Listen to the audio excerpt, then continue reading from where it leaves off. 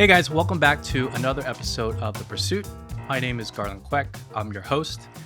Thanks for joining us today. On the show, The Pursuit, uh, it's about connecting with creatives and entrepreneurs and business professionals who are also Christians, pursuing after their own goals and desires and passions. And so, in each episode, we like to deep dive into our guests' expertise and fields of interest, and their hobbies, and the things that are going on in their lives.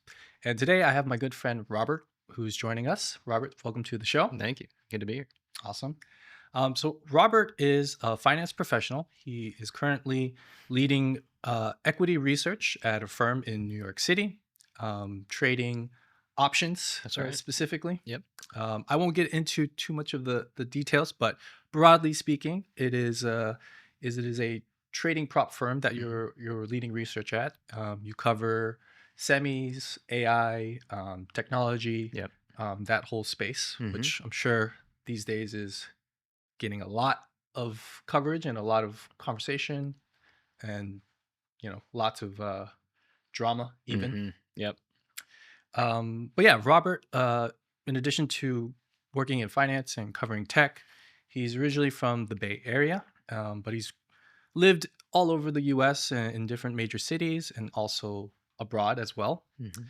And so he has a very unique upbringing, which I want to let him speak more about later on.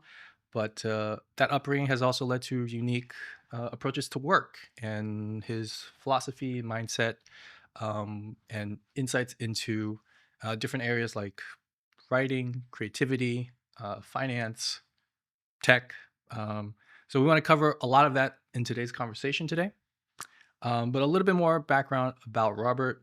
He is also into writing poetry, Mhm. visual arts, and you're currently working on a book. That's right. Yep. Yeah. So that's kind of the quick, high level overview of Robert. But in addition to that, we're just brothers who go to the same church, Church of the City, and just so happy to have you with us today to share about your experience. Yeah. Thanks, Garland. Yeah. So I want to get into a little bit of your background first, give Mhm. the audience kind of a chance to get to know you. So could you tell us a little bit more about your upbringing and how it shaped who you are today? Yeah. So with my upbringing, I think the way that it's influenced me the most today is kind of all centered around one thing, and I think it's my parents raised our family in a way that was just very unconventional in a lot of categories. Mm. So one of those was I have three brothers. They made a decision very early on that we would all be homeschooled. Okay. Wow. So we did that. All four of you All together. four of us up until high school. A bit of a unique raising there, but in even like the so my parents are both Christian. The Okay. decision to kind of raise our family with Christianity infused in everything that we did, there was just a lot of different categories that felt in some way culturally subversive in Hmm. some way, right? where Okay. Yeah. where we were just against the grain in a Yeah. bunch of ways. Finance kind of was a direction I decided on more when I went to college. Okay. Yeah. So now we're in um college. yeah, and so I chose business for my major, kind of out of necessity, to be honest. So Hmm. I knew that after the recession, that kind of hit our family, and so I knew that I would be kind of paying for my own school. Hmm. And my interest at the time was actually most of my, and I took a lot of electives in the English department, and those were my favorite classes. So Okay. and The that's early kind of where the beginnings. writing, yeah, that's Yeah. where the writing is coming in. So I took literary criticism and these kinds of things, and they were my by far and away like my favorite classes. But um, the pragmatism side of my mind was saying the smart thing to do is to get a business degree so that I can pay Hmm. off all the loans that I was taking down. And so I ended up double majoring in accounting and finance, Okay. and I just found the finance piece considerably more interesting and engaging to Hmm. me. Um, but The large banks were not recruiting out of my school.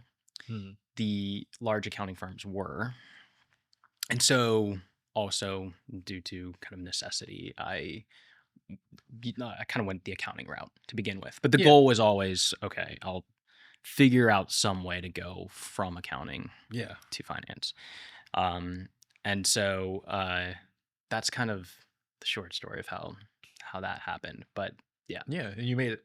Clearly, you made it happen. Like Mm, that, yeah. that jump Hmm. went according to plan. Yeah. It went according to plan. Yeah, thanks so much for sharing a little Yeah, bit of about course. your Hmm. background with us and your upbringing. Um, I want to get into a little bit more um, into sort of your career Mm, aspects, yeah. because I think like most of this talk is centered around usually people's careers and their pursuits and their passions, um, and the idea is to kind of get insights from you and your experience so that we can share it with the audience and either inspire or educate or just illuminate Yeah. about the areas that you are probably above the average person in terms of like knowledge and experience and Mm, expertise. hmm. So as I mentioned at the beginning, you Yep. broadly speaking, you are a finance professional. You've Hmm. had a pretty long career in all things finance related, whether it Yeah. be accounting, which in my mind I kind of count as like the finance world, Sure. right? Hmm. All integrated, but someone might give me some flack for that. But Yeah. as a business person, as someone who went to business school and Yeah. seen that, I think I could fairly confidently Yeah. say that. But yeah, going back to all these areas of the finance world that you've kind of covered, could you tell us a little bit about? I think you maybe touched about it already, but like what initially drew you to Hmm. that career in finance, and like was it always your plan? And could you kind of give us a little bit of the rest of the journey that Yeah. your finance journey that Sure. has helped you arrive to where you are today, Yeah. being a director of research at a Hmm. trading options firm? Sure. Yeah, I'll kind of start from the beginning there. So, as I mentioned, started in accounting, but I had a goal to go into finance, and that goal really only solidified the longer I stayed in accounting. And Hmm. really, the reason, if I were to boil it down to one thing for why that was a high conviction like plan of mine, was because um, the thing that really fit my personality and fits my personality well is um finance is very forward looking, the investment world, right? Hmm. So Yeah. and capital markets, right? You're constantly thinking about what might happen in the future, and Hmm. you're positioning ahead of time Right. to navigate your expectations around what's going to happen. Hmm. Whereas accounting is very much backward Yeah. focused, Yeah. Just right? about to You're say it. you're basic like the best case scenario for accounting is that you retold the past perfectly. Hmm. That's And yeah. and that just was at the end of the day not ultra inspiring to me because Yeah. of how hard you work, and because of my personality structure being more uh, I think hardwired for something Yeah. future looking. Yeah. No, So that's like I think sort of the strengths that I bring to my current role are um like the way that my mind works is like the two things I would point to is like I've got a pretty good memory, and uh and I really enjoy finding patterns over long periods of time and short periods of time, hmm and just like kind of piecing everything together. And so in markets are kind of a series of narratives that are playing out over time. And so to pre-position for the next chapter of the story as it's evolving, you need to employ pattern recognition skills to recognize where you're at in the current moment. And the way you do that is you draw from a large bank of memory, yeah. right? So you've seen a lot Past of data sets, that's it. right? And so the more you can retain those things and the better you are at like seeing what mirrors or what rhymes, then you can say, oh, yeah, like this is the scenario we find ourselves in today. Like it's a little bit different from everything in the past because, of course, like there's something novel about that. But like at the same time, most likely you could find something that rhymes with something else in the past. And so you could say, um, I can project that the next chapter of the story will be whatever you might say, and then Mm, and position ahead of time. So, and I find that to be uh, really really fun. Um, and then I would say that like as an extension of that, you're constantly uh, doing deep work around the most salient problems mhm. of the current day. Yeah. I like to use kind of when I've talked to friends about this, like I kind of think about um, the large research firms that serve on the sell side, and like you think about in February of 2020, how many epidemiologists worked at J.P. Morgan, Hmm. right? Yeah. There were probably some, there's probably like 10 or 20 or something on the healthcare side. Yeah. But by the time you got to June of 2020, I remember listening to podcasts from the major banks that actually the first place I ever heard the word COVID-19 was on a podcast from a major bank. Huh. That was the first time I ever heard that. And I remember Yeah. because prior to that, everyone was saying coronavirus, coronavirus, Yeah. right? And my point with this is basically because there's literally trillions and trillions of dollars that are prone to risk around these narratives, the people who safeguard those assets have to be very knowledgeable Mhm. about what's going on in the world. And so, um, closer you are to decision making capital and capital markets, the more dialed in you have to be. And so, ultimately, the way that benefits me is like I get to learn about how the world works, and that's just Yeah. tremendously rewarding to me. Mhm. And there's constantly new things to be learning about, and so it kind of I'm a very curious person, so I find that curiosity itch scratched all the time because it's just Yeah. like there's so many things to read about um and look forward to. So Yeah. that's kind of what draws me to finance. It's what drew me Yeah. to finance, and it kind of keeps me here. So yeah. Yeah. Hmm. I remember, I imagine in your position as like, in the research Mm. role at the Yeah. director of research, you do have to speak to all these experts in all these different fields and Yeah. industries. And, these are the brightest minds, is top of their game, Yeah. to speak about some, you know, topic or event that's happening in their Hmm. space that, Hmm. you're keeping your eye on Yeah. because you want to know how that's going to affect your portfolio, your Yeah. or how to like make a trade on it or something, or how to Yeah. position yourself, right? Hmm. um and I remember it just reminds me of my finance days when I worked in asset management. Mm. I wasn't on the research side, but Hmm. I would interface a lot with the analysts. Yep. And they would constantly be going to, each we had an analyst for each industry, right? Yep. Like tech, Hmm. healthcare, energy, you know retail, things like that. Yep.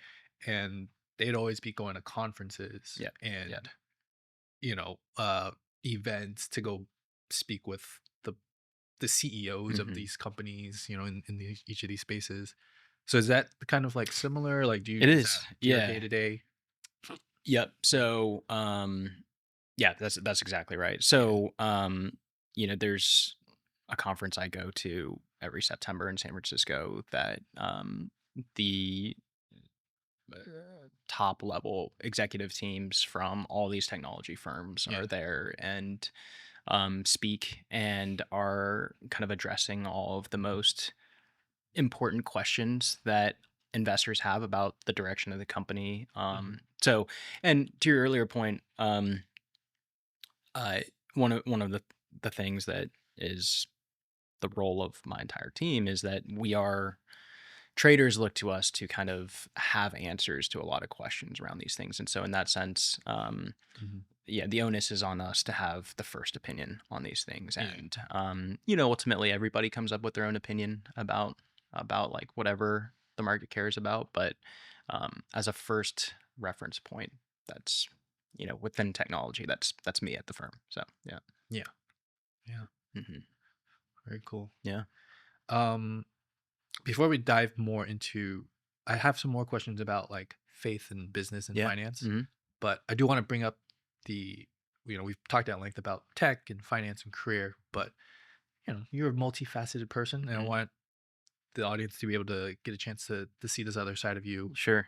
Yeah. I mentioned before that outside of work, outside of finance, you have interests and passions in the creative arts, Hmm. broadly speaking, but more specifically, like writing, poetry, and visual arts as well. Hmm. And I mentioned that you're working on a book, Hmm. writing in your free time. Yeah. So when did um when did you discover your passion for writing, Yeah. and like how has that evolved over time? Can you share a little bit about that? Just kind of set us up for the questions later on. Yeah. Yeah. I would say the when was kind of late teens. Um, probably as most late teens can be. Like I was a more brooding person back Mhm. then, and so there were a lot of quiet moments where I would be uh, doing my best to um, think about larger topics, and oftentimes the way I would process those things was by writing about them. And at the time, like, it was just an outlet for things I was feeling and the things that I was sorting through. But, like after a year or two, I was like looking back on some of the things I was writing. I was like, oh, I think this is actually pretty good. And so I was like, maybe I'll keep writing. And so, um, now today, if I were to look back at those things, I don't know if I would say they're pretty good, but that really was what kind of got me um, interested in writing consistently, Mhm. and it was kind of the first time that I was really writing as a form of processing as well. And so over the years since then, I've continued to do that. Like writing has always really been Yeah. the best way for me to um, consider the current moment that I'm in, Mm. and so that's been my practice. Yeah. Um, so that's kind of the when creatively. From that same period, like some of those things kind of turned into like short form type pieces, and then eventually like they started to sound more. I remember the first time someone told me like, "Oh, this is poetry," and I was like, Mhm. "It is," Mm. and I was very surprised. I was like, I've never really thought about myself as writing poetry," and I was like, "Okay, yeah, I guess it is," and so once that label was kind of there, I was like, "Oh, maybe I'll like lean into that and see if I can explore like styles of writing that actually sound more poetic," and so I did. Mm. Yeah. And then L- maybe the last thing I'll sound as during the pandemic, Uh-huh. I was living abroad at that time, but there were lockdowns there as well, and so um, my goal was to just write one piece per month, It's nice. or do a Okay. piece of art, Yeah. of visual art, and I've kept that up since then. Oh, So, okay. um, Like the once a month yes, yeah, that cadence. cadence. Wow. That's very kudos to you to be disciplined that way, Thanks. to have Yeah, yeah. It's funny just because yeah. like once a month didn't sound like all that terribly like 12 pieces per year, Yeah. right? But like yeah, it's Oh, 2025 it's now, and like I'm kind of like, oh, there's kind of a lot there. yeah, So yeah, no, that's what I was say. It's like yeah, it compounds, it compounds. That's right. Yeah. Yeah, yeah, And yeah. and like before you know it, you have like a body of work, Mm, or that's it. collection, Yeah, yeah, portfolio, to look back on. yeah, Yeah. Dang. yeah. That's so you say you've been doing that since pandemic, so it's like 4 or 5 years worth of Yep. once a month Yep. pieces. Hmm. Is it and were they all writing? Like were all they short There's been stories some or sketches and paintings as sketches? Okay. well. Wow. That'd be so interesting to see, like if you put them all together, Yeah. like a pat, like you said, Mm, like you like to see patterns, right? yeah. So Yeah. maybe you find a pattern or Yeah. something, and Yeah. like now that they're all together, Yeah. with even if it's one piece is a writing, one piece is Yeah. visual or sketch, like Hmm. there's probably some correlation or interplay between them, Yeah. perhaps. It would Yeah. probably follow the arc of just what was going on in my life over Yeah. those years. Like, there's been some highs and lows during my life over that 4 or 5 year stretch. And Mhm. so I think my writing, because it's processing whatever I'm going through in that time, like it just sort of reflects how those things are fluctuating. So, yeah. Yeah. Hmm. Nice. And it just Yeah. sounds like a good way to manage, the stress of a demanding finance job too. So Yeah, that's good true. practice. Yeah. I've got a couple pieces in there about about work. I think I can like mentally I'm only thinking about 2 or 3 out of all of them, Mhm. but I would say like one of the things that somebody told me a long time ago that stuck with me is their definition of wisdom is recognizing what's happening to you in life while it's happening. Mm. And so for me, writing is kind of that way that I pause and consolidate a lot of thoughts Mhm. into a few sentences because I do try to Yeah. make everything pretty short. And um, Sometimes that's all you need, you know? yeah. hmm Awesome. So, yeah. Cool. Yes, thanks so much for sharing a little bit of your background with us, Rob. I want to get into kind of, from your background, what we've talked about so far. I see these kind of three broad topics that hmm we could have throughout this conversation. So the first one I want to cover is about faith and as faith and the intersection with business and finance. hmm So I had some questions for you and just want to hear your thoughts on some of these. Um, Questions related to kind of that intersection. Um, so, how does your faith as a Christian shape the way you approach finance and business decisions? Um, and kind of as an extension of that, like how does your faith influence you hmm in the workplace? Cool. Yeah, it's a great question. I think about it all the time, honestly. And That's awesome. Yeah, yeah, like because not everyone does. yeah.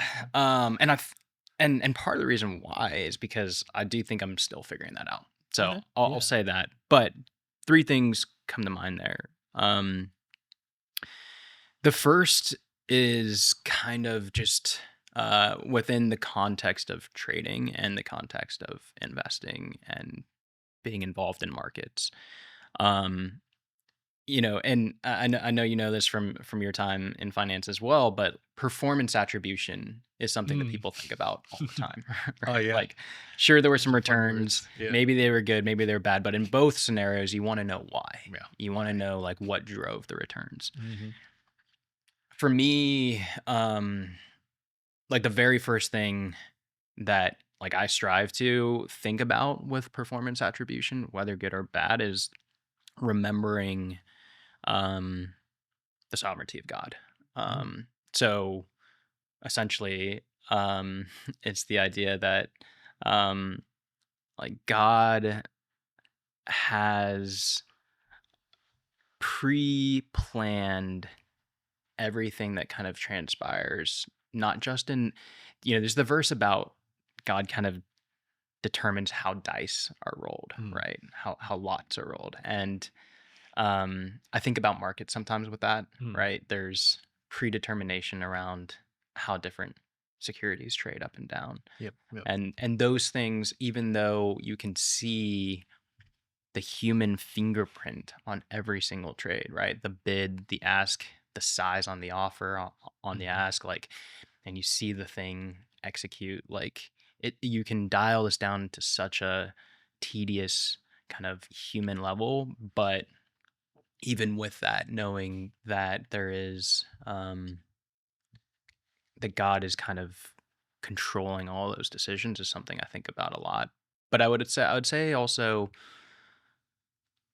like for my role, one of the things that I think about is my firm kind of looks to me to make forward-looking statements, right? Yeah. Forward-looking Yeah. predictions about where we're headed in the world of technology specifically, right? Yep. And so I'm looking to say, like, here's a thing that's going to happen that's not happened yet, right?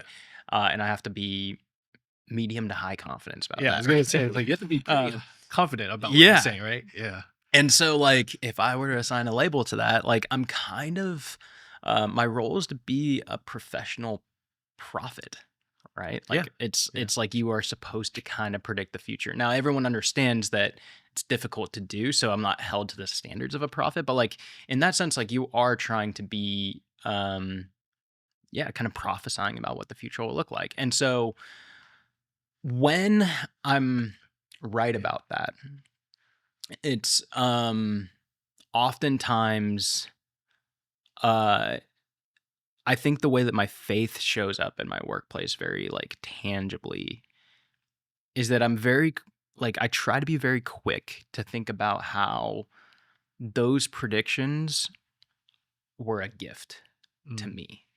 And the way that I can, like, really make that real is mm, by thinking about, um, just how much happenstance there is in me even having data to piece together, to string together some thesis that actually ultimately makes its way into the discourse of our firm.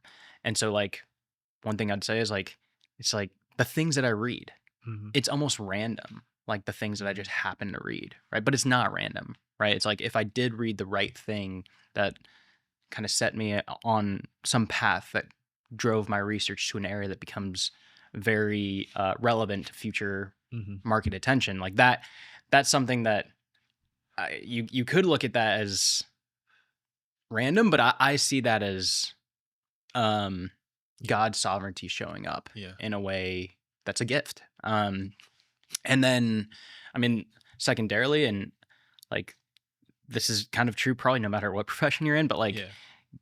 God gave me my mind and my talents and my skills. And so, kind of as I go through my role and like seek excellence, it's like to the extent that I can do well at my job, I know that that's not a given, right? That Mhm. you're not just guaranteed to be able to perform well at a certain thing. And so I see kind of God giving me that gift as well Yeah, of just having the two things I mentioned before, right? Memory and pattern recognition, right? Like yeah. those are gifts also, right? Mhm. And so at the end of the day, like the performance attribution, I think just goes back to God. Yeah. Um I and I that's would it's very good for staying mentally centered as well in mhm. my role, because one of the things that is true of uh this profession is that, like, if you're in trading long enough, you know that there are some very severe ups and there are some very severe downs. Yeah. But when you've disconnected yourself from the way that those market swings happen, right? Yeah. When it's not, um, when that performance attribution is not all on you, Mhm. I find that to be very insular to that volatility. Yeah. Um, and it helps a lot. So Yeah. yeah, on both sides, right? Like on the success side, the risk is that you become exuberant and kind of uh, overly enthused at a time that Yeah. you're the last one holding the bag, right? Yeah. On the other side, when things are going really poorly, it's very easy to be uh, self-critical in an unhealthy way, right? Yeah. Yeah. Uh, and so yeah, I think there's like a shield there, right? And Yeah. there's just so many verses in the Psalms that talk about Yeah.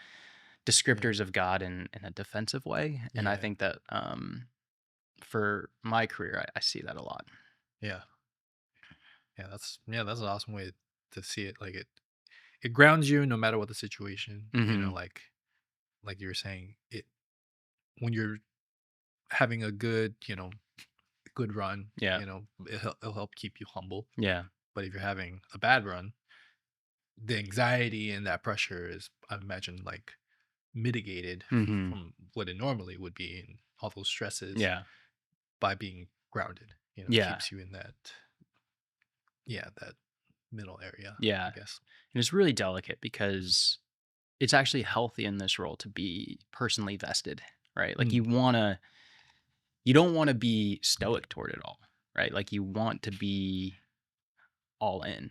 yeah, And we're actually told in the New Testament to be doing our jobs heartily as unto the yeah, Lord, right? And to me there's like a vigor there. There's an energy that's very vested, right? yeah, And so it really comes down to just like severing the performance layer from like your identity, yeah, right? And making sure that your identity doesn't have strings attached to that mm, volatility, because otherwise yeah, yeah, it's not fun. yeah. I've been there. It's I not fun. As someone Yeah. who's traded, believe I Yeah. know the feeling of Mm. the emotional aspect of, It's very emotional. you know, Yeah. which Yeah. you're not supposed to not have, but Yeah. you know, So I um, mentioned there were 3 things. So, oh yeah, yeah, the other yeah, 2 would be, and I'll kind of, so one is, like, uh, 1,000 years ago, let's say, the world looked a little bit different in the sense that power structures were very concentrated around, governments. mhm, And like, to be clear, like, there's still a lot of power with governments, but I think that one thing that's shifted in our current day that looks very different from even 100 years ago is that a lot of that power has been distributed to corporations. yep, And with that, like,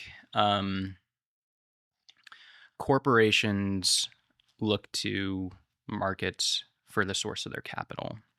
Oftentimes, I think about the role of my faith as almost similar to the verse in Ecclesiastes that talks about how there is a small city and it gets mhm, besieged by a large army.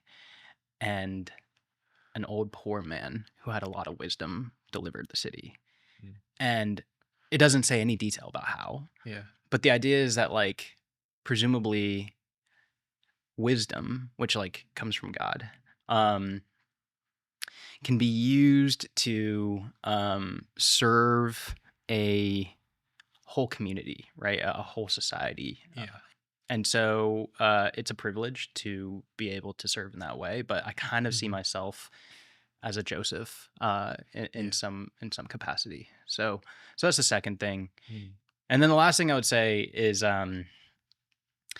in markets, the only time a lot of the price action makes it to a broader audience and headlines is when extremes are happening, right? mhm, yep, And for my current role, we're an options trading group, and we often like to say that our asset class is volatility.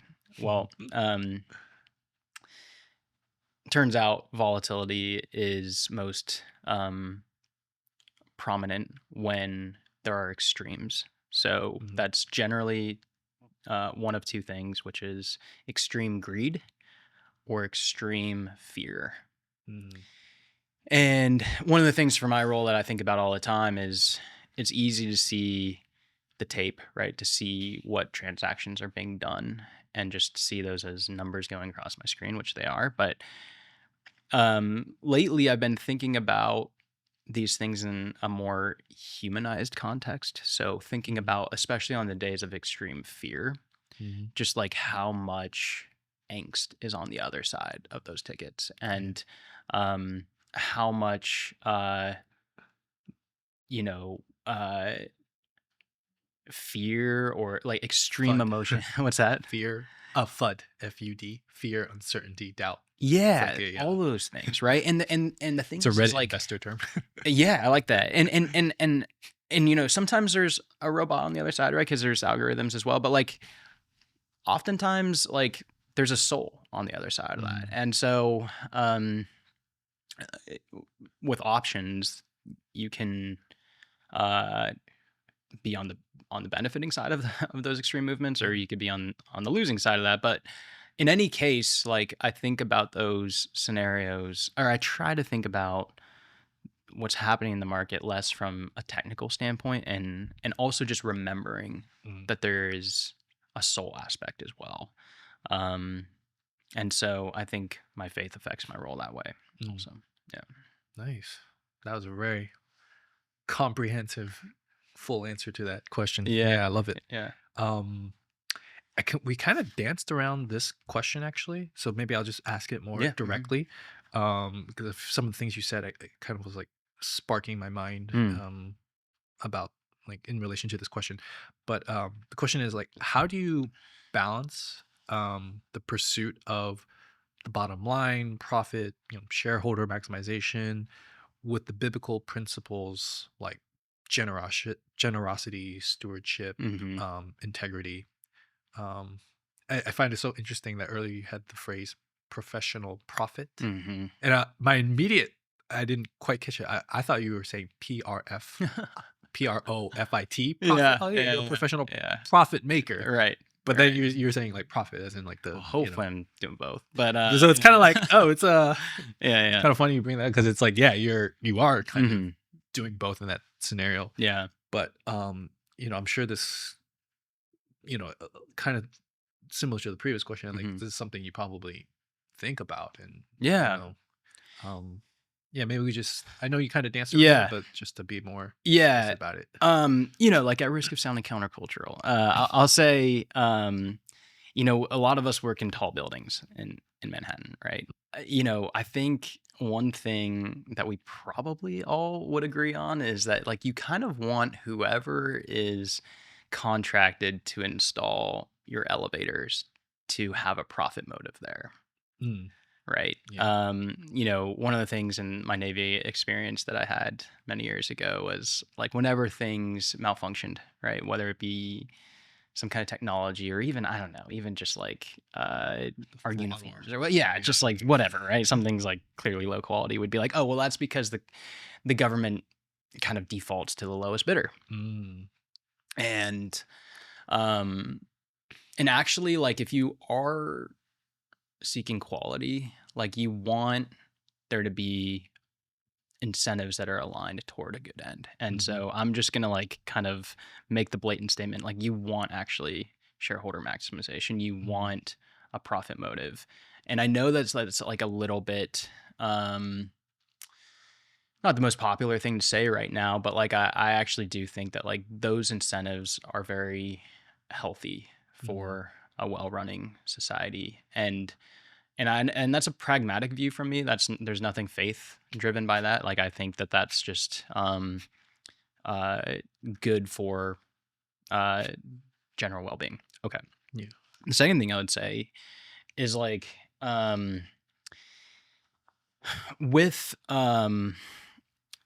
profits of large corporations in general. So I think like the companies that I see on the internet people having qualms with would be the large tech companies. And Mm, they are wildly profitable in ways that civilization's just never seen before. yeah. Yeah. I mean the manner in which Google is a cash cow, like kind of Yeah. breaks all historical convention. Like it's kind Yeah. of it's astounding, right? Yeah. Um, but I think about my parents, right? And Mm, like people of my parents' age.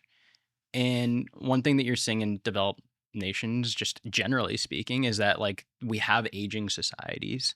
mhm, And in the US, like one of the reasons why you're not seeing like conversations spark alongside that shift in trend is because of a insolvency to take care of older folks as they retire is because these companies that are so profitable within the tech sector have driven the index to the levels that it's at, yeah. and that's paying for my parents retirement, that's paying for True. your parents retirement, that's paying for all, It's and anyone in the S&P, I guess, right? that's it, Yeah. right? And so, because otherwise, if we were relying on Social Security or Yeah. any other safety net, there really aren't any. Yeah. Um, like as much flack as like corporations get in the current zeitgeist Yeah. around making a lot of money, like yeah, but like at the same time, like there'd probably be civil unrest if they weren't, right? Because like Yeah. it would just be a real strain on the economy to have people Yeah. are retiring or they're living longer. And so anyway, again, that's a very Yeah. pragmatic thing. And then maybe the third thing I would say is, in the book of Timothy, Paul writes that for those in ministry, you shouldn't muzzle an ox, Mm, right? The idea is that like you should pay them according yeah. to the level of work that they are doing, and you Mhm, shouldn't kind of withhold that compensation just because they're in ministry. And I think the principle there is just that like um paying people for excellence and letting those incentives exist, I think is a good thing. I think like at the end of the day, is this an argument that like corporate profits and like capitalism is all great. Like not it's not. But I think what I believe about these things is that money makes you more so.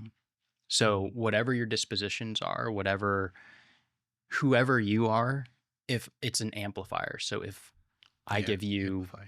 tons of money, like you're gonna like that's gonna be what you do with that will be reflective of who you are. And it can Yeah, change you yeah, in certain ways, but I think um for people who are benevolent and others focused, like these things can end up being a force of good in the world that yeah, is just not possible otherwise. yeah. And so that to me is inspiring. Mhm, And uh, you know, you and I both go to the same church, Church of the City, and yeah. uh, the building that we meet in was was built by J.P. Morgan, Mm. which I think is very inspiring. Yeah, And so it's an old church building in the middle of Manhattan, and it um, has a very large capacity for a lot of people to meet and worship. And um, it takes a lot of capital to do something like that. yeah, So yeah. yeah. I think that's a great viewpoint.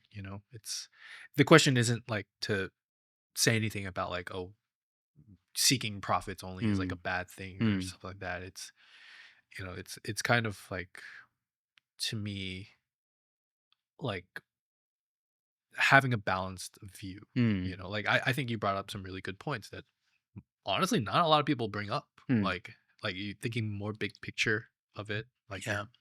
S&P, like index fund Mhm, investing, mhm.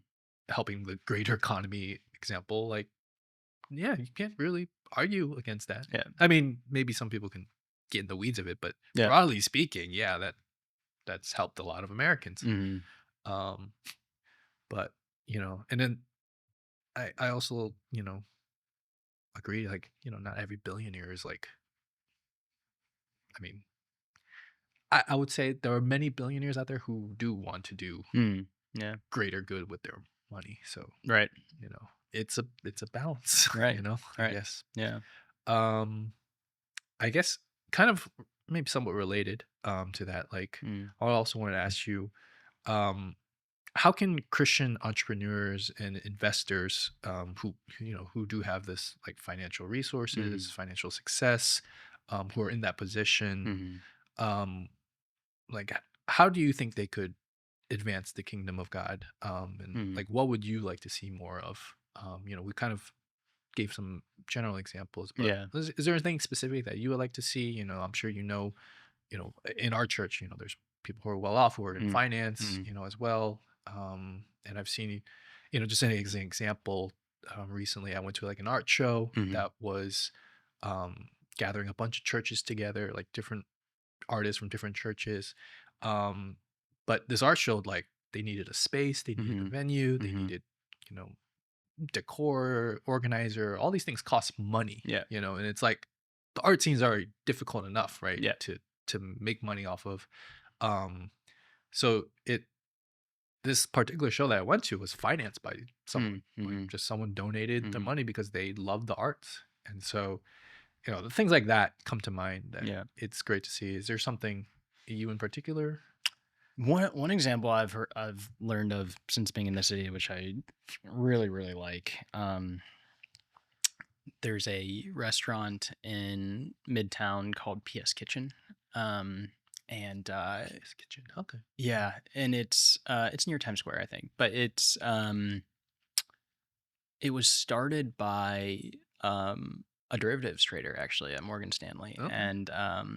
and she, I think, yeah, I've never met her, but my understanding of the story is she had some money that she wanted to put to work for good, and um, she's like, well, I could just donate this money and in a one-time gift, kind of put that to work that way. Hmm. Or she's like, I could start a restaurant and two things with that. One, hire people at this restaurant who, for different reasons in their background, have a difficult time finding work, Hmm. whether it be a history of incarceration, or just any kind of trouble in their background, right? That like makes it difficult. So that's, Yeah. and then the second thing that the restaurant does, the profits from this restaurant go toward really good causes. Mhm. And what I love about that is like it takes the entrepreneurial mindset and the system of uh, capitalism, and kind of jujitsu's that energy, Mm. right, toward great causes. Yeah. So it's like it's very inspiring to me. Mm. My goal is to do something that rhymes with that. I don't Mm. know exactly what it'll be. Yeah. But I think that like it basically takes the skill set that you have in the business world or in finance, and you use that to um, serve people. Yeah. And I think that's really cool. Yeah, Rob, those were like awesome answers on that topic of faith and finance slash business kind of intersecting. Hmm. I want to kind of maybe pivot a little bit. Um, it's I know, as I mentioned earlier, you're director of research at your trading firm, and you cover specifically tech, Hmm. AI, semiconductors. That whole space. Yeah. And um, personally, I've been following a lot of the AI Hmm. news and space, which I'm sure Hmm. many others have. You really can't get away from it Hmm. these Hmm. days. But it's interesting because you're doing high level slash also deep dive research Hmm. into AI. I imagine. Yeah. So you probably might have some insights or opinions about it. So I wanted to kind of have this section about AI and faith. Mm. So I have some questions for you about that. So the first question I wanted to ask you relates to this topic. So AI. Hmm. Do you think AI can be used to spread the gospel? Hmm. And if so, what ways do you think it can be effective? Yeah. Yeah. Like, Interesting question, right? yeah, like Um, I'm excited to. yeah. I don't know how many conversations like there are about AI and faith. Right. Right. Like so I feel like we're just Yes, kind of entering a new space, like it is. Yeah. frontier Yeah. Yeah. Yeah. pioneers, maybe perhaps. But For sure. It's all, I mean, in the grand scheme of how this stuff is going to evolve, like we're very yeah, we're early. in Yeah. the like early stages. It is. So It is like top of the first inning of yeah, this stuff, yeah. right? Okay. Yeah. So for this one, I'm going to back up kind of in history a little bit Okay, yeah, to yeah. think about civilization more broadly. I remember even as a kid reading the Old Testament and thinking about how the Israelites or other civilizations had idols that were uh, like literally statues, right? Like I think about the one that Hmm. when they stole the ark, right? Hmm. God literally tipped over this statue, and I always was like, man, like how could somebody just like worship like a thing like that, right? And so as you go through civilization, the image making process becomes less and less rudimentary. Mm.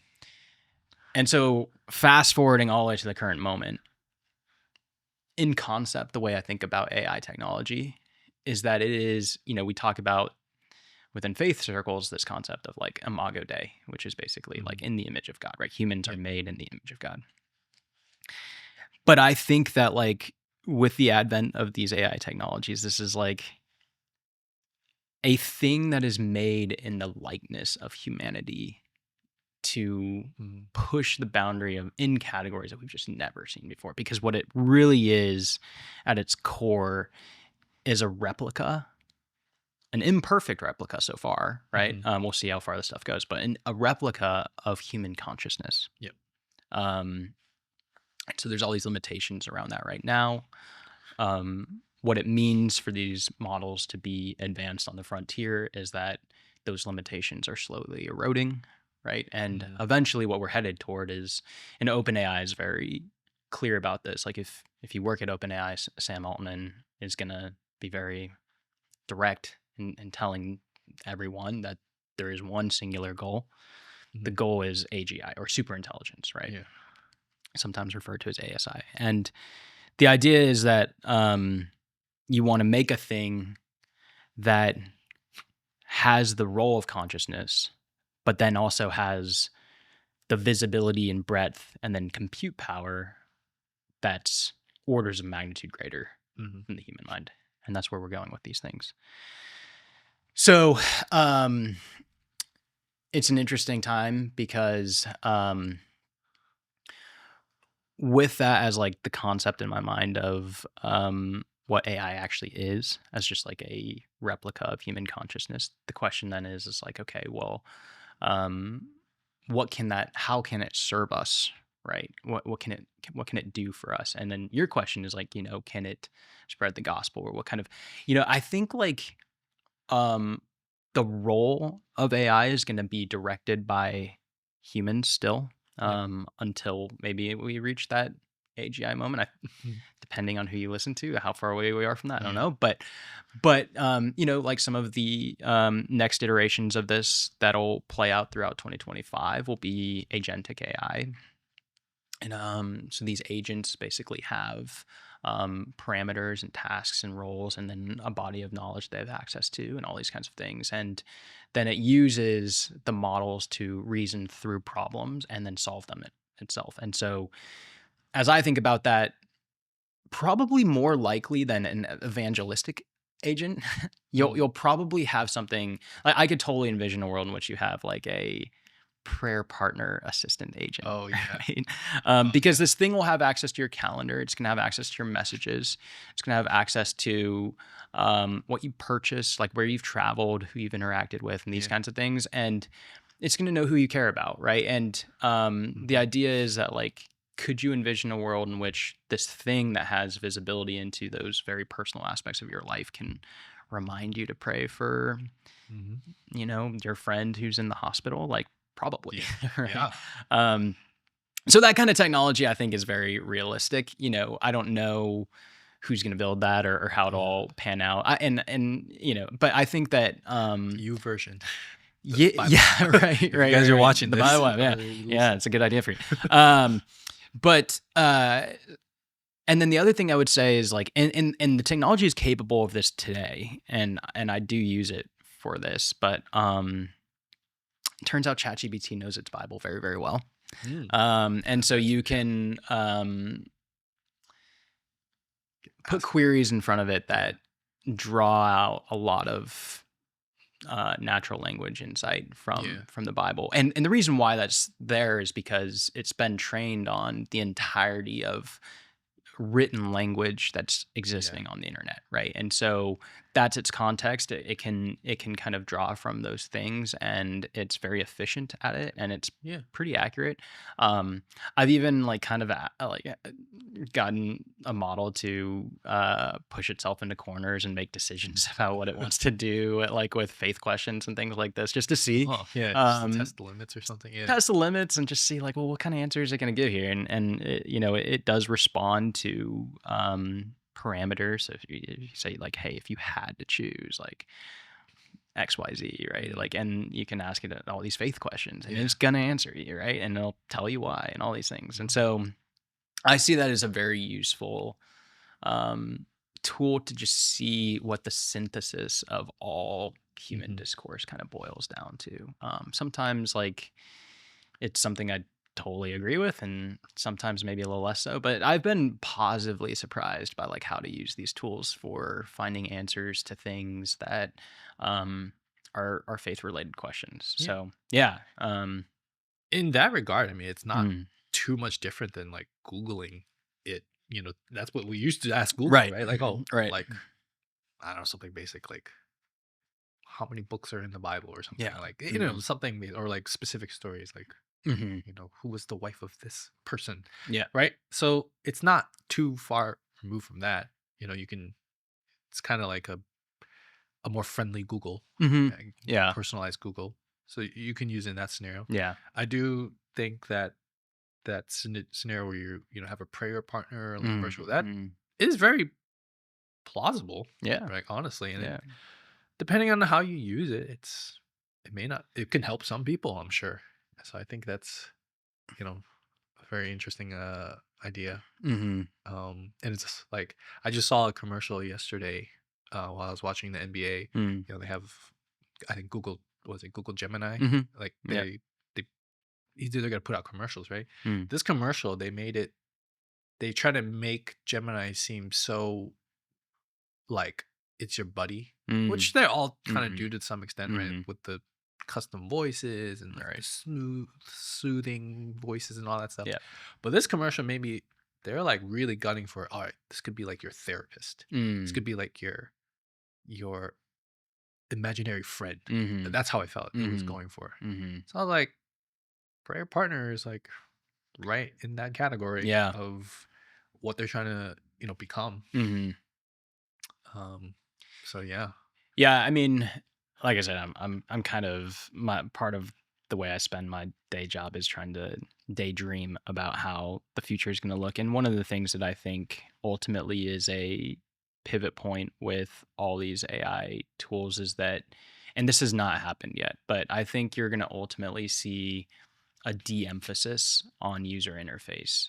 And so Mm, the reliance on screens for these tools will be less and less over time.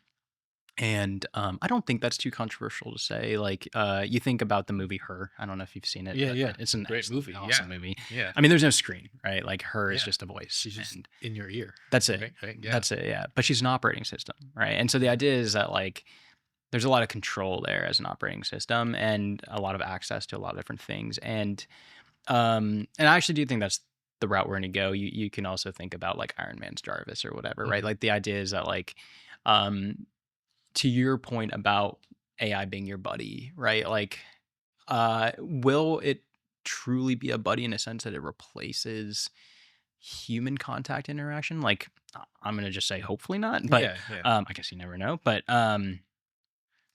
I will say that it is probably going to look a lot more like a persona that's Mhm. adjacent to your life than you would consider it to be now, right? Yeah. Than Google is now, and all these kind like it's that's the direction we're headed. Um and yeah, it's kind of how I see this stuff evolving. Yeah. So yeah. Mhm. Let me also ask you, like, kind of bringing the conversation to, like, I guess, creativity. Mhm.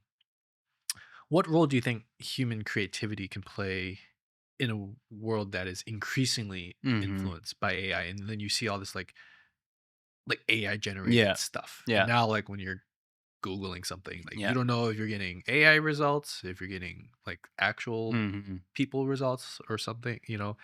Um, and like, how can Christians ensure that they, continue to cultivate, the gifts that God's given them, like, Yeah. like the ones that God's given you Yeah. specifically. Mm. Yeah, any thoughts on that? Yeah. Yeah, well, Jensen at NVIDIA says that if he were giving parenting advice right now, he would tell parents to not put their kids into engineering programs. Mm, didn't know that. And the reason for that is because a lot of this stuff is becoming text or voice to fill in the blank, right? Which means the machine can figure it out and build the code.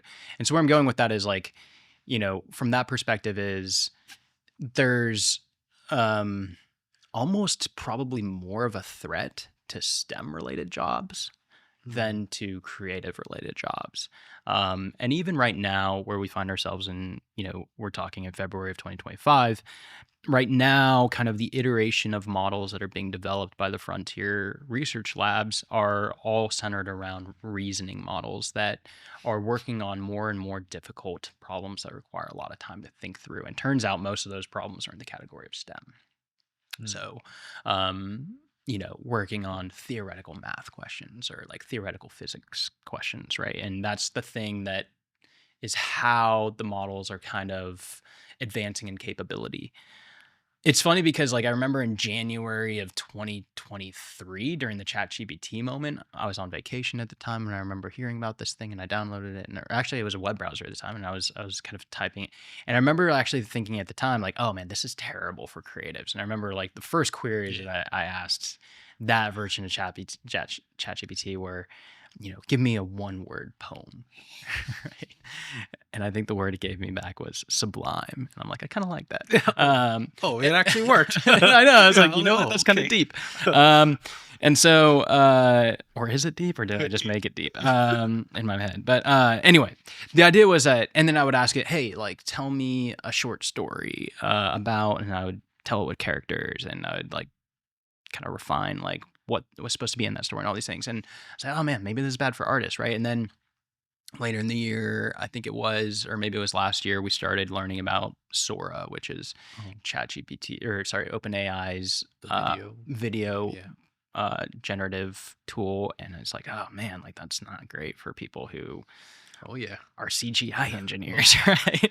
Because you can just kind of tell it like, hey, give me a video that Yeah. has, a fuzzy teddy bear in the middle of, I don't know, like the forest with, Yeah. whatever Yeah. the case might be. And it'll just do it and it looks great. And you're like, wow. Yeah. Um, and so for a long time, I actually thought that creative processes and roles were going to be the most at risk and ultimately replaced by this kind of tool. But actually what I think now is that because these generative models are all ultimately a synthesis of the amalgamation of all like human output to date, Hmm. it's just really good at reflecting kind of the centerpiece of a distribution, Yeah. which means that I think like the way for creatives to be additive is to be weirder.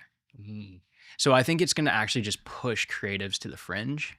okay. And I think that you're going to just see the contributions, the things that actually like change the current Mhm. um, landscape of all of the different genres of creative work as being just stranger. Like it's just Mm, going to be like more novel. It's going to be like the way you'll know that the thing was not generated by a model is because it's just like outlandish, right? mm, And so um, mm. I think that creative work in music and storytelling and film and all these kinds of things are gonna that's ultimately the trend that we're gonna go down. Yeah. Um, because everything in the center of the distribution, you would just use technology for because it's gonna You be see. way more efficient and better Yeah. and Yeah. all the rest of it. So yeah. That's an interesting way you put it. Like it's the AI that's the generative content Mm, that's made. It's in a way, yeah, it's the average of what is yeah, being the data sets it's being fed. that's it. And then when you said, I thought you were actually going to say like for artists and creatives, it will almost force them to be more. You said weirder. Hmm. I was thinking, oh, it will force them to be more like excellent at their job, to Mm, be like, mm, because again, right, like AI showing the average, which is like the middle, but yeah. then you as an artist, maybe you want to create stuff that would be like top 10% Yeah. type thing. Like Yeah. you Yeah. know what I mean? Like Hmm. Hmm. I agree with you. Being weirder also works too. Like Yeah. just not in the norm. Yeah. I was also, it just jogged my brain to think, okay, that yeah, it could go that direction, or it could also go like it could push you to be, like trying Mm. to do your best work, like creatively as well. Totally. Yeah, and I think maybe one thing that overlaps with that idea of excellence is that like what we're gonna truly prize in a more AI saturated world is originality, Mm, right? yeah, And so like excellence will be kind of synonymous with original, yeah, I think. yeah. And so the imperative for creatives to be more excellent, I think will be kind of I could have used the word probably original instead of weirder. Yeah, it's But yeah, like yeah. that's kind Weird of makes sense too. yeah, like you're gonna because if you at least at their current capabilities, if you ask these models to try to do more fringe type uh solvency of like queries in that way, like it's not very good, honestly. Mm, So uh it might get better. This might change, but like as we're um at the current moment, like yeah, I think as that's it kind stands of the now. trend that I see for creatives. Yeah. Yeah, like recently, DeepSeek Yeah. came out of nowhere. Hmm. I don't know, maybe you knew about it beforehand, Yeah. possibly, but has that from a this is not so much about faith, but it's more Mm. like um there's news like that. Yeah.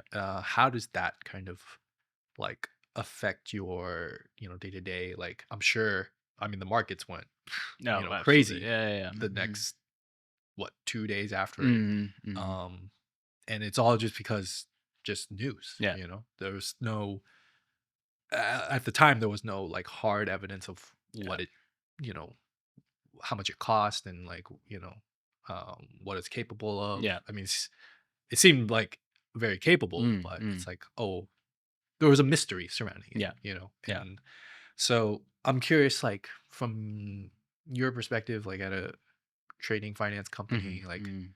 how does uh how does news like that Yeah, kind of you know affect your day, affect yeah, your outlook? yeah.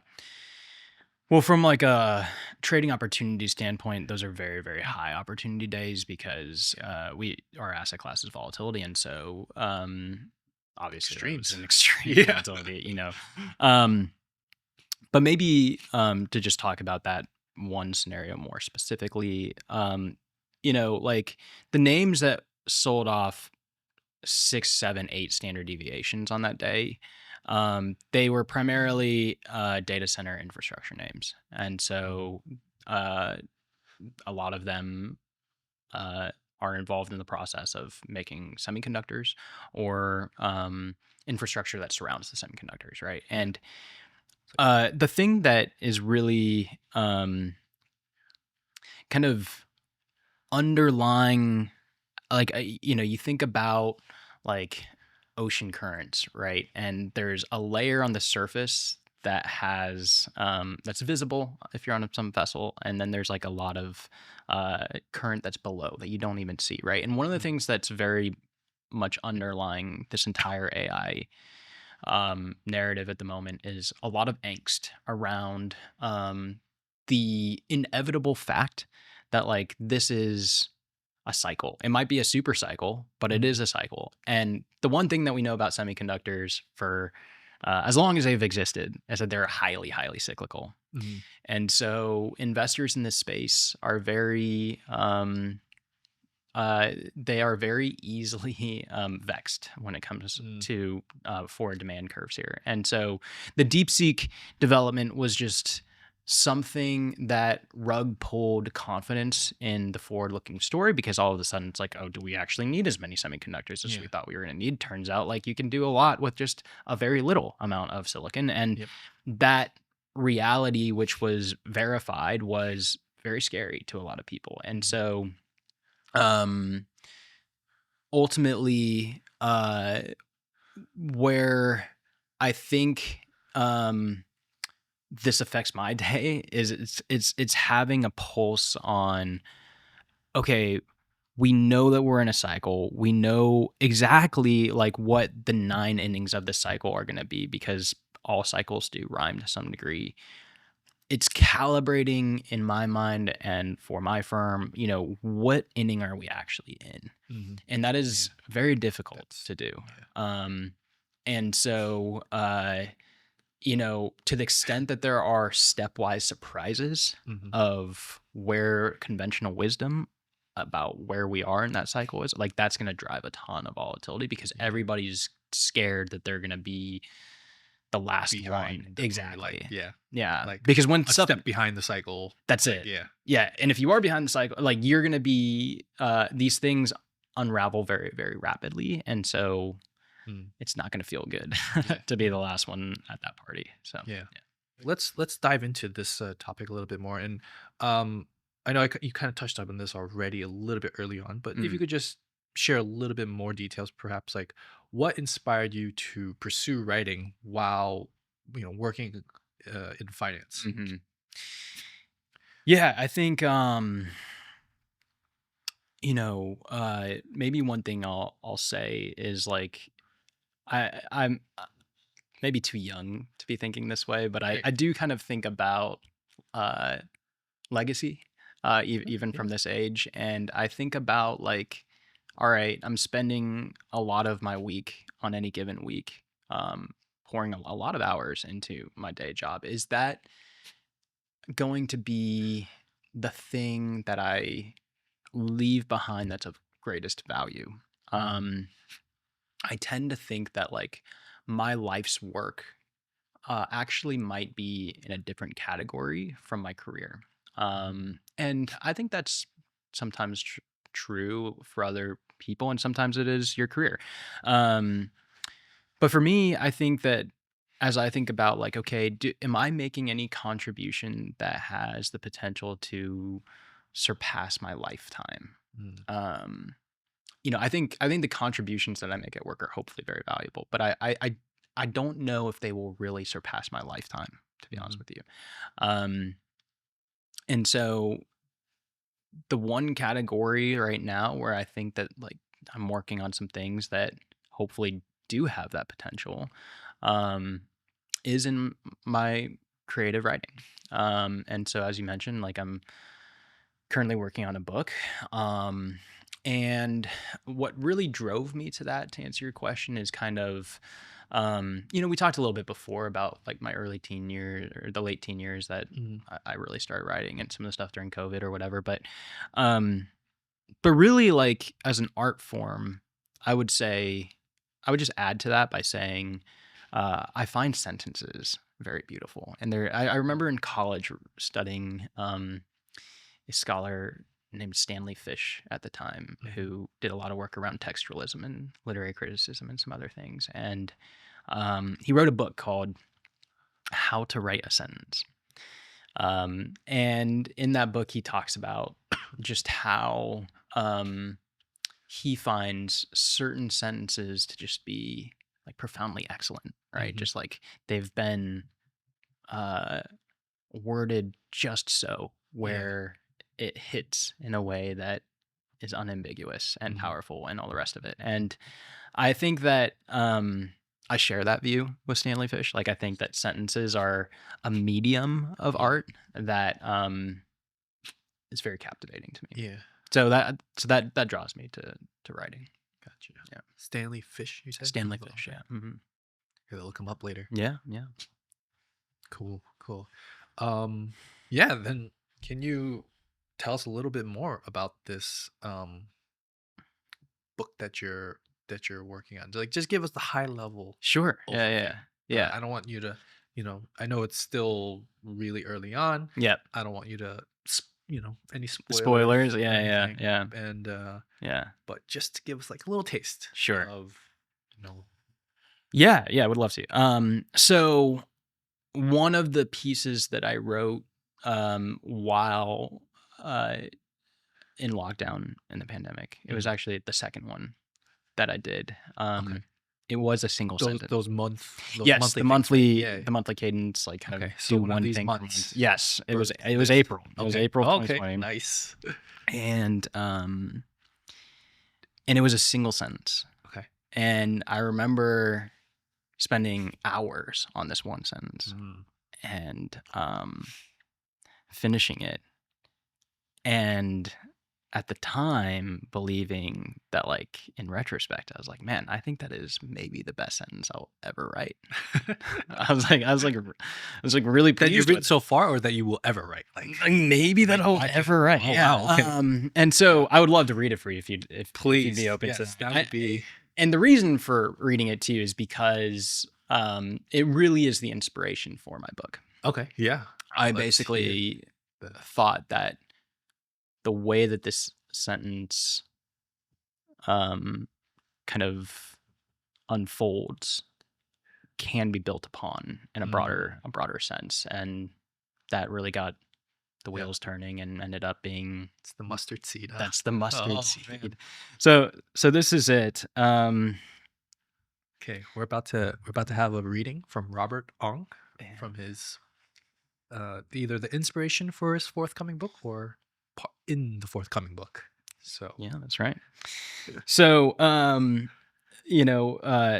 entitled it, even though it is just a sentence, but the title is "Live for the Moment," and so here it goes. Um, there was an uneasiness in the room. The present daughter of time knew that her father was terminally ill, fading quickly, and yet she pretended that all was normal, that she was all that mattered. And so the idea that like you could have a narrative where, you know, present is a character, and her Mhm. father, like there's a family here. The father is time, um, and then there's an interaction between two family members. Um, that's very relatable from a narrative standpoint, right? Because we Mhm. all have a family, Yeah. and or are familiar with those family dynamics, right?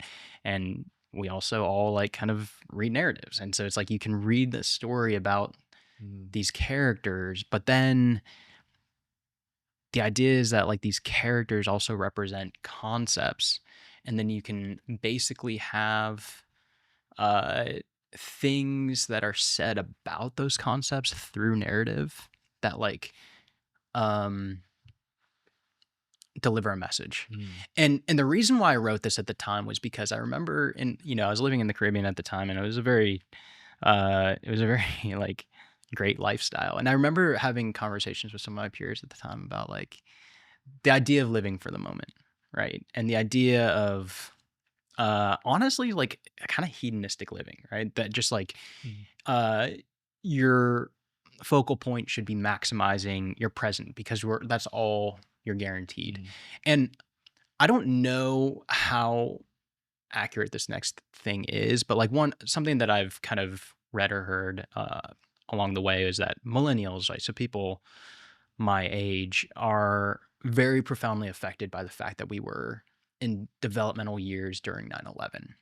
Mm. And the reason why that's influential is because what it really instilled in us is that actually that is a truism, that Mhm. all you are really guaranteed is the present, Mm. because things can Yeah. change very dramatically, Yeah, very, yeah. very quickly, right? And um so I don't know if there's like research behind that being characteristic of millennials Mm. now, but But it's very nonetheless, real for you. but it's very real Yeah. for me. I Yeah. think I think like, this one friend in particular who I was talking to at the time around the idea of living for the moment, like I was trying to persuade him that like no, like you want to actually think about like the entirety of your lifespan, right? And Yeah. like the entire like include not just the present moment, but like make present moment decisions with the context of like avoiding regret when you're 70, Mm. right? And these kinds of Yeah. things, right? Um and I just like found myself having a really hard time getting my the things I wanted to say across. And but then like I wrote the sentence and I was like, oh, like that Huh. kind of says everything I wanted to say. Mhm. And it's in a narrative form, which is kind of Yeah. weird. Like but it's like because I didn't like lay out some like linear argument or case. Mm. It's just like here's just a dynamic that's between the person of present and the person of time, and I feel like we all relate to Mm. what's happening in that story. And one of the other things that I've thought about like on the backside of writing that sentence is just that um maybe for similar reasons, maybe not, we don't really know, but like Jesus chose to oftentimes teach with parables, Mhm. and so there Yeah. was allegory there. And there's just, I think, a lot of power in creating a narrative to talk about a thing Yeah. and get an idea across. And so, Yeah. anyway, to say more about the book, basically, there's a family. The father is time, the mother is nature, and the children are past, present, and future. And past is the older son, the two daughters are present and future, and Yeah. then there's another daughter named Fantasy, who Ooh. the mother of Fantasy is imagination, or sorry, wonder. Um, yeah, the mother of Fantasy Yeah. is wonder. And so that's kind of the family, and then there's characters adjacent to the family as well. So there's um, you know, narrative, there's language, there's wisdom, there's Mm. and then basically the book is just, kind of following different narratives Mm. between all these different characters that speak to the concepts themselves. And the reason why this is such an exciting work to me is because it's fiction, Mm. but at the same time, like Garland, like intimately, personally, each of these characters, Mhm. right? Like Yeah. you have your own definition of what time as a concept means to you. You have your own definition of what the present or what language and these kinds of things, like what role they play in your life. Yeah. But what I find is that you're well, at least like for me and what I believe to be the case about like a lot of us is that the things that we think about around those concepts are at a abstraction layer that's not within our conscious thought. So we form opinions about them, but we're not necessarily thinking about like, oh, what do I think about my past today? Right. I mean, sometimes maybe if you're going through some program of therapy or something, maybe you do. But like the point is that like oftentimes the things that we think about those things like kind of becomes a byproduct of more conscious thought that has as its center some other more tangible piece to it. And so what I like about the idea of this book is that hopefully what it starts for people is a self-contained kind of conversation that lifts the views that you have about these concepts from that abstraction layer into conscious thought, and then you start to think about like, well, what do I think about these things, like Yeah. or the narrative of this book is playing out in that certain way, like how does that make sense Yeah. with what I know these characters to be? Mhm. And you'll inevitably have your own opinions about these things, Yeah. and so anyway, like in that sense, because it's going to be different for every single person, right? Because like your idea of what time is and my relationship with time is can be my own. Like it's like poetry in that sense, because with poetry, everyone can read the same poem, but Interpret it differently. differently. That's it. Yeah. Very, very cool. I mean, this is the second time I heard you read it, Yeah. and it still has the same like I don't know the cadence and Mhm. the uh, even from a technical standpoint, but also from like a what's the word I'm looking for? Like how it like hits your ears, Mm. like before we were talking about like beautiful sentences or Mm. something like that falls that checks the box for me like Oh, as thanks, man. beautiful Yeah. sentence. Yeah. But yeah, I'm excited to you know hear more about it in the coming months or years. Yeah. I don't know. I know it's still a draft. That's it. Yeah. What, if I may ask, like Mm. what percentage do you think you're at, like in terms of, what's the timeline look like for you? Do you have Yeah. like a goal for when you want to, get this out? Or is it just like I'm just gonna take my time with it? Like I Mm. still got my day job. Mhm. This is my creative outlet. I don't want to Mm. rush it, put any pressure on it. I don't want it to turn into, anything else Yeah. other than just pure creative, Yeah. energy. Yeah. But to the best that you can speak to that, Yeah. do you have Sure. a Yeah. frame? Yeah. So percent done, I would say it's probably so I know where it's going. There's Mhm. going to be 3 parts to it. Okay. Um the first part is and funny enough, I'm working on all 3 parts at the same time. So Yeah. it's You not I'm you not have writing to. it linearly. It's Yeah. it's all being written all at once. But I would say the first part is the most completed, and so maybe that's like 70 to 80% done. I would say in total, the whole thing is probably um, maybe somewhere between 25 to 35% Yeah. done. Yeah. And by done, I mean just the draft, the Yeah. first Yeah. draft Just being right. done. So all the content written. But I mean, to answer like part of the second half of your question, like I think for me, when I think about process, like I literally bring to zero any kind of pressure Yeah. on Okay. working through at any kind of pace. So I see this as being something that might take years to Okay. complete, to be honest. Yeah. Yeah. Um, Part of the reason for that is because I do have another job, but Yeah. part of that is actually just because like I think of this as being like kind of important. Like it's something I care a lot about, and so I want it to be really good, and I don't want to just write for the sake of writing. And there are times that I do have writer's block, Yeah. and if that happens, like I'm very patient with that. Like Hmm. I'll acknowledge that that's the thing that I'm experiencing, and then I'll just put it down. And whenever I'm inspired for the next step, like I'll revisit it and come back to it. And so I never try to really push through block. Like if I experience that, I'll just do something else. Yeah. Um, so that's kind of what I've done. Yeah, that makes sense. Like you're Yeah. not in any like pressure, financial pressure to like you're not a Mhm. dedicated writer author who needs to like make a deadline, Right. send it to the publisher. Yeah. Like that's when usually those people in those positions are like, I need to get through this creative block, Hmm. and Hmm. they employ whatever Yeah. process Yeah. they use or to break through. Yeah. But I think it's great that you have the luxury of Yeah. Yeah. all right, I can't write today. Just do something else. Yeah. Be inspired. Yeah. I'm very grateful Do for something that. else. Yeah. Um, and I also think that like time is actually on my side with this. Mm. And what I mean by that is like I know it's kind of ironic, right? Yeah.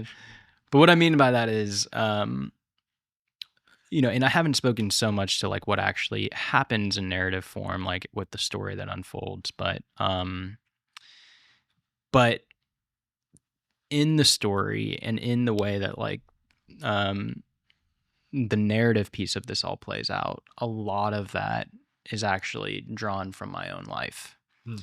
And so, um, because of that, the longer that it takes me to write this, the, the Yeah. more content I Yeah, have to yeah. draw from. And so, Next but big event in your life could be in the it could book. be in the book. Or That's it. Yeah. And so even over the past couple years, there's things that are going to be in there that um, have been very moving to me and have affected me significantly. And because I'm writing to process like what happens in my life, um, I don't start from scratch oftentimes Mm. with how the story unfolds.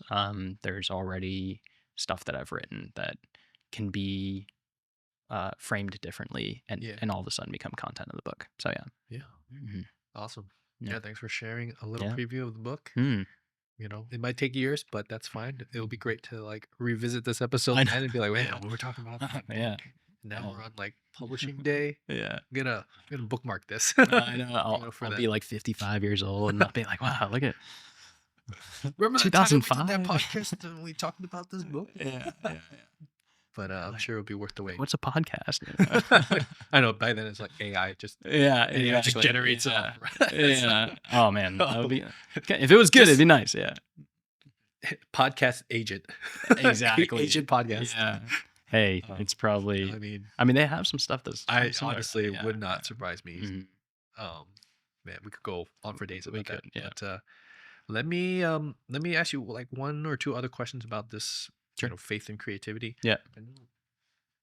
I want to bring it back to your, I guess, faith and work real Mhm. quick. Questions about faith and work.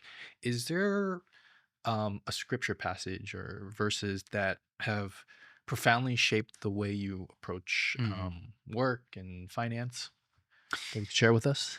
Yeah.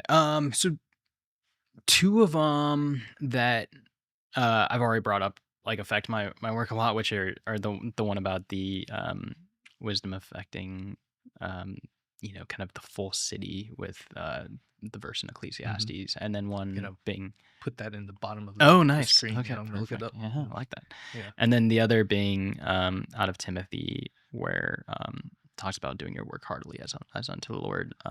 My parents actually spoke to that one a lot as I grew up, and so that one's instilled deeply. Maybe two other ones I would mention. I think about the letter to the Church of Laodicea that Jesus is actually writing.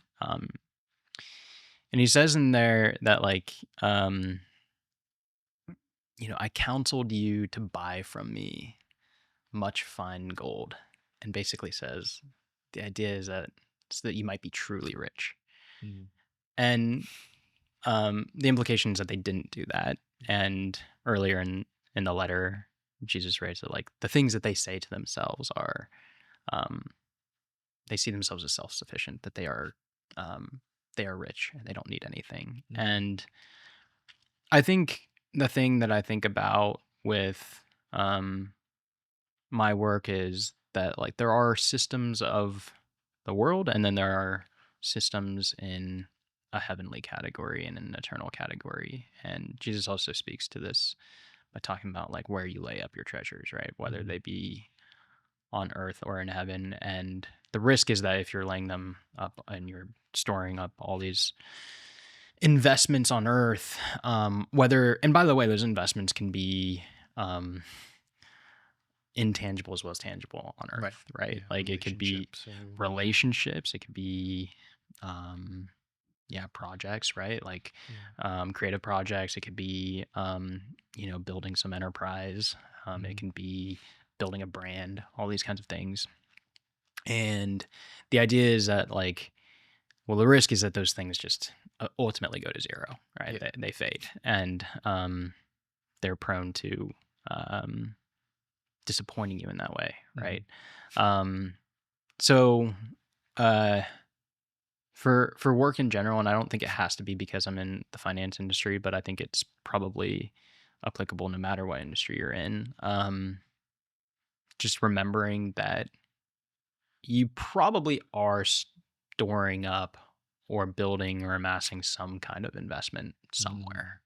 Yeah. Um, maybe that's not true for everybody, but it probably is, right? Whether Yeah. it be even in a family context or these other kinds of things. And so, For sure. anyway, like the idea of the letter from the Church of Laodicea that's so interesting is that like you're almost exchanging one currency for another, right? Mm. He's like, Jesus says, buy from me gold, right? Yeah. And I like the idea of um this like uh investment exchange where it's like from one category to the next, and like you're I constantly try to think about recalibrating like the thing that's important in my heart, Mm. um in my soul to be of the heavenly category.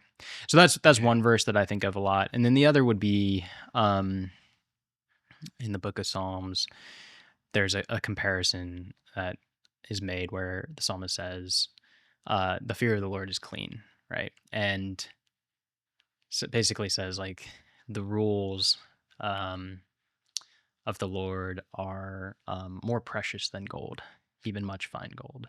Yeah. And there's actually a ton of these passages, right? Yeah. That talk about, and it even compares to other like sweeter than honey, right? And the thing about that passage is that I think remembrance, so backward looking and being quick to recall those experiences that I've had where um, God, so whether it be the Spirit or Jesus, have been manifested to me in a way where that sweetness has been aligned with how the psalmist is talking about it. Like remembering those things is just very, very important, right? Mm. Because the reality is that honey is sweet, right? And the reality is that like there are, part of what how I've chosen to structure my life is to be inundated in the systems of the world. And so Mm. that constant reminder is something that I think about a lot. So that would be the second verse that I would Yeah. probably point to. Yeah. I mean, those were all great, great verses, great examples. Very. I like how, I guess, specific they speak to your life in Mm, particular. Like you're saying, like you work in investments in Mhm. finance, Mhm. and then like you have this verse that's Mhm. storing up treasures in heaven instead of Mhm. earth. So Mhm. for you personally, it it lays out such a clear, like, almost ethos for you, Yeah. like, or yeah. So Yeah. Yeah. yeah, that's awesome. Yeah. Great answer to that. Um, let me ask you one final question to kind Sure. of wrap things up. I mean, it's been an awesome 2-hour Mhm. conversation. I'm gonna have to somehow find a way to make this hour and a half, maybe, or an hour. I Yeah. don't know. Well, Yeah. maybe I'll just let the whole Yeah. thing go. I mean, it was like a lot of great stuff here, but Yeah. um, I always want to give some time to uh like, sort of for the audience, Mhm. or like more specifically for the audience, like some impartations or advice, something like tangible that they can Mhm. kind of take away Mhm. from the conversation. So to that end, what advice do you have to, um, I guess I'll be a little bit more specific here. Like, what advice do you have to young Christians entering the world of finance, which, Mhm. there's many people, going to business school and Mhm. looking to enter this world. What advice do you have for them? Maybe kind of generally speaking, as they enter, you know, as they try to navigate, business school and all that stuff, and, you know, all the things that they see with greed and corporate, Mhm. Mhm. I just call it corporate culture, Yeah. Um, what kind of advice do you have for them? And then maybe more specifically, like those who also want to like have creative Mhm. aspirations. Mhm. So kind of like a two-parter, but Mhm. overlapping. Yeah. Yeah. Okay. Yeah, great question. Great double-parted question. Maybe to actually bring those two parts together, I would even say the first piece of advice would be if you find yourself as like a creative person who's not in an industry that is like a creative industry, Mm, I actually oftentimes think of my competitive edge in my current professional role as being the fact that I am like more right brained. okay. Because I think I'm in general, like the industry that I find myself in is, you know, there's a magnetism to that industry that draws primarily left brain people. Yeah. And so, Like the you know, logic and the yeah, I right, mean, well, or just even going back to the pattern recognition piece, okay. right? Like that to me feels like a very artistic process. Mm, And extrapolating that and like imagining scenarios of what the trajectory ultimately points to that we're on, right? And there's a distribution there. It's not one, but you have to imagine multiple worlds, right? And select the most highly likely. And there's an assessment that's done there that is like um, sometimes quantitative driven, but oftentimes it's not. Oftentimes it's story driven. And when it's story driven, it primarily relies on your right brain, in my mm, opinion. And so, if you are open to the idea that like your creative strengths can show up in fields that are not traditionally thought of as creative, uh, that might be disruptive in a lot of ways, in a very mm, positive way for you. And so I would encourage you to do that. And then the second one that I would say is character and humility can be their own form of differentiation. mm, Uh, and that's true regardless of what industry you're in. But I guess like to answer your question on the professional side, I would just say that like don't underestimate what kind of impact that can have. mm, Um, and it might not show up in ways that you would expect. mm, It might not show up in categories of success that are worldly, but nonetheless, I think there's tremendous impact there. And that differentiation uh, is really important for mhm. those of us who have the spirit working in us. And Yeah. I would say lean into that. And then the third thing that maybe I would encourage someone to think about, just as you think about career and honestly, I think this affects oftentimes creative pursuits as well, because like this can be a resistance thing on the creative side, but just in the context of um, like personal finances, like one thing that was told to me by a pastor who was told this by another pastor while in premarital counseling. Um, he said that uh, the whole idea of financial security is kind of a lie. Mm. And it's a lie because security is not found in finances. And so Mm. having that objective that no one really disputes, right? Like Yeah. if you tell someone you want financial security, like everyone's like, cool, Yeah, that's great. go for You it. should, yeah, yeah. That's responsible, right? Yeah. And it is responsible to some degree, but like the idea is that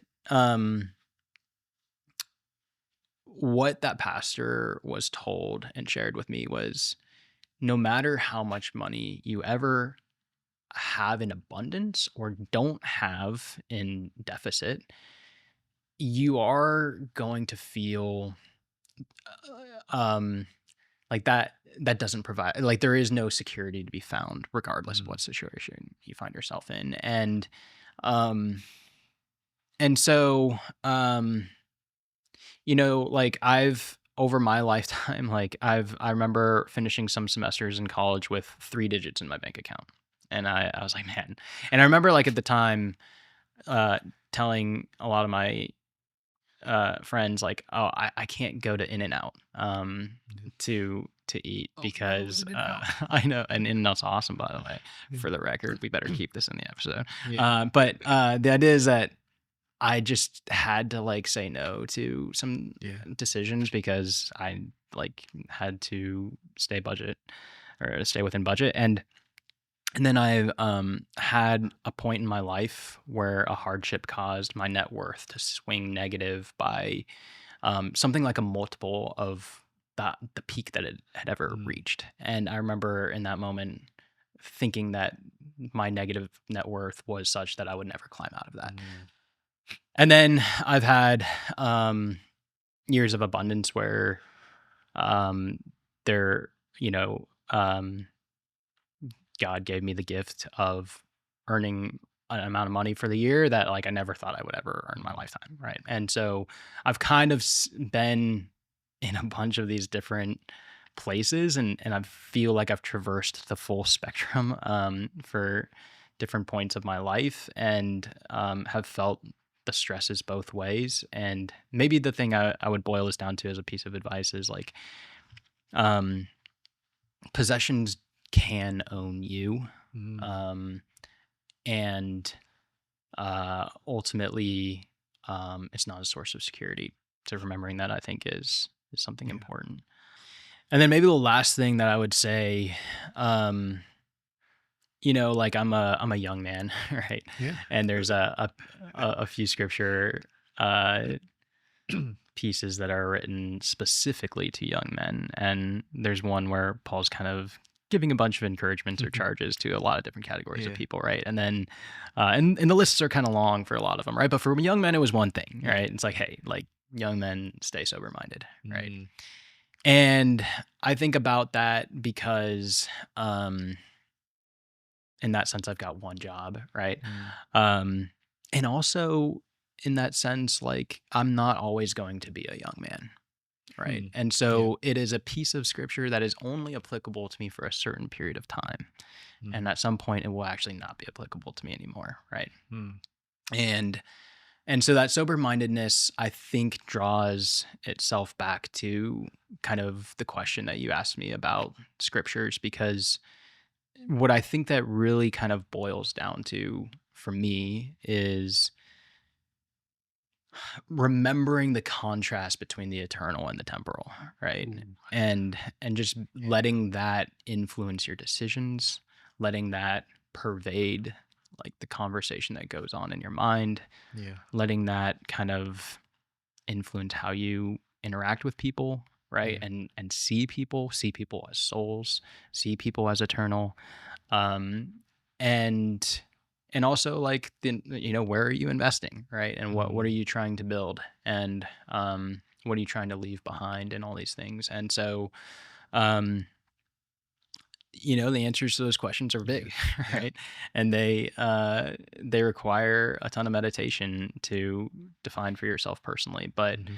I think that when I think about sober mindedness and the charge that's left to me on that, I think like that's the thing as young men oftentimes we're distracted from, right? Because Mhm. there's so many other ways to be caught up Yeah. in other pursuits or frames of thinking. And so that would probably be the final thing that Yeah. I would say. Yeah. Yeah. Man, that is a beautiful, beautiful word of advice, and um, just a beautiful note to end on for sure. Like, I definitely don't think I could think of a better way to end this conversation with that. I'm sure that's like super. I hope all the young men and women out there Mm, paid attention to that, but definitely applies to all of us. And I think you summarized it perfectly. Like, you know, I know the theme of this conversation was like finance and mm, business and mm, stuff and mm, investing, but like you just said, bringing up the verse about investing in the right things, the kingdom, you know, storing up treasures in heaven. Um, that's what we should be focused on.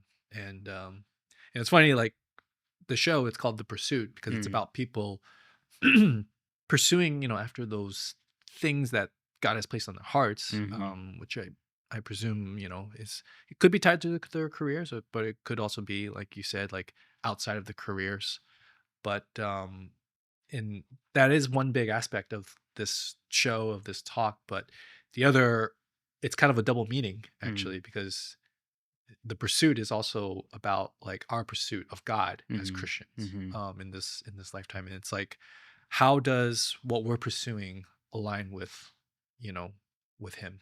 Yeah. And so I think you summarized that beautifully. So, Rob, I just want to say thank you for your time. It's been an awesome conversation. The time just went by. Mm. Cheers to you, man, for your Cheers. your insight and your beautiful words, well spoken. And look forward to your book, what you have going on Mhm. creatively. But also best of luck to you in the finance world. You're sounds like you're doing very well. Um, and so, yeah, I'm excited to talk more with you about, AI, tech, finance. And maybe we'll have some follow-up conversations, That'd be in the great. future. Yeah. But for now, I just want to say thank you to the audience watching this. This was another episode of The Pursuit. I'm your host, Garland Queck. This is Rob. He's been awesome. If you enjoyed this content, please subscribe and like for more. We cover on the show, interviews with interesting and passionate people like Rob who are, going after the things of God's heart and, what God has, uniquely gifted them to do. So, yeah, thanks again for watching and stay tuned for more. Awesome. Thanks, man. This Oh, was great. oh, you killed it. Dude, killed it. Yeah, yeah. It did fly by. Yeah, yeah. Yeah.